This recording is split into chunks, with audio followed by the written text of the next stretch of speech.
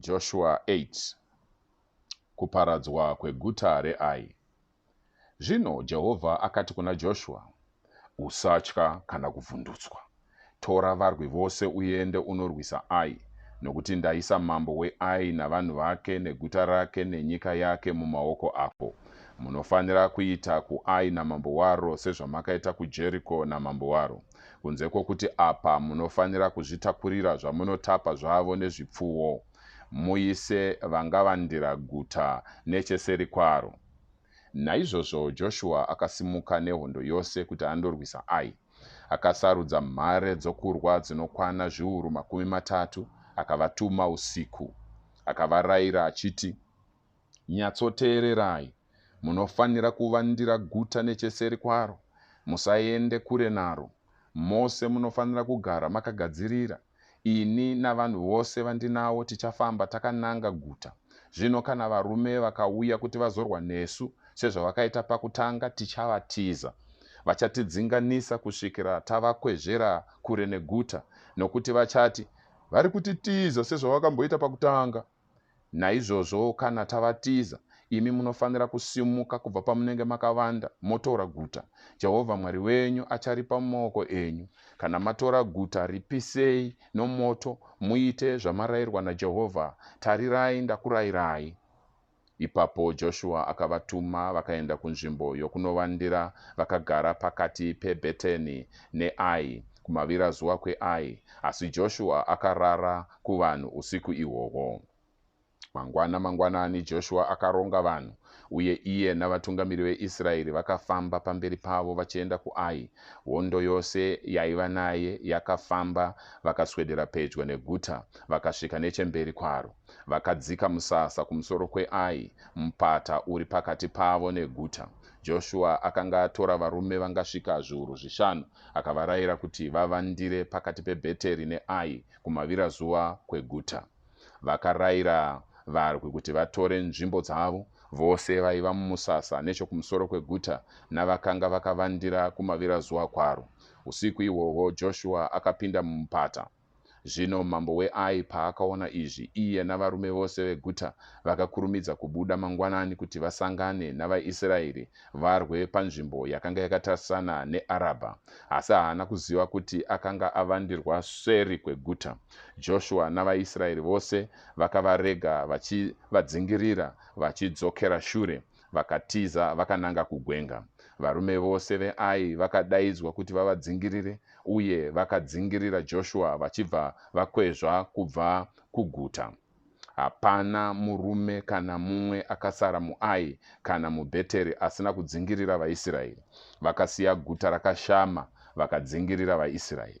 Ipapo Jehovha akati kuna Joshua, simudza pfumo rawakabata muruoko rwako urinongedzere kuAi, nokuti ndichaisa guta iri muruoko rwako. Naizvozvo Joshua akanongedzera pfumo rake kuAi, akati achangoita izvi, varume vaiva vakavandira vakasimuka kubva panzvimbo dzavo nokukurumidza, vakamhanya vachienda mberi. Vakapinda muguta vakaripamba, ndokukurumidza kuritungidza nomoto. Varume veAi vakacheuka vakaona utsi hweguta huchikwira kudenga, asi vakashayiwa pokupukunyuka napo kumativi ose, nokuti vaIsraeri vakanga vachitizira kugwenga vakatendeukira vaivatevera.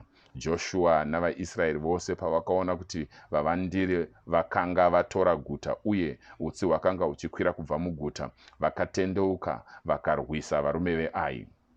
Varume vakanga vakavandira vakabudawo muguta kuzorwa navo. Naizvozvo vakabva vaiswa pakati pavaIsraeri, vamwe nechekuno vamwe nechekoko.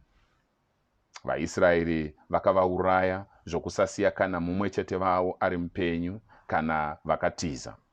Asi vakatora mambo weAi ari mupenyu vakauya naye kuna Joshua. VaIsraeri pavakapedza kuuraya varume vose veAi nomunondo, kusango nokurenje kwavakanga vavadzinganisira, uye mushure mokunge mumwe nomumwe wavo aurayiwa nomunondo, vose vakadzokera kuAi vakauraya vose vaivamo. Zuva iroro kwakafa varume navakadzi vaisvika zviuru 12 vanhu vose veAi, nokuti Joshua haana kudzosa ruoko rwake rwakanga rwakasimudza pfumo kusvikira aparadza vose vaigara muAi. Asi vaIsraeri vakazvitorera zvipfuwo nezvakapambwa muguta iri sezvakanga zvarayirwa Joshua naJehovha. Naizvozvo Joshua akapisa Ai akariita murwi rikava dongo kusvika nanhasi. Akasungirira mambo weAi mumuti akamusiya kusvikira manheru. Zuva rodoka Joshua akavarayira kuti vaturure chitunha chake mumuti vachikande pasi pasuo reguta. Vakaitawo murwi mukuru wamatombo uchiripo nanhasi. Zvino Joshua akavakira Jehovha Mwari waIsraeri aritari pagomo reEbhari, sezvakanga zvarayirwa vaIsraeri naMozisi muranda waJehovha. Akaivaka sezvazvakanyorwa mubhuku romurayiro waMozisi. Yakanga iri aritari yamabwe asina kuvezwa. Hapana kumboshandiswa mudziyo wesimbi pairi. Vakapa kuna Jehovha zvipiriso zvinopiswa uye vakabayira zvipiriso zvokuwadzana pairi.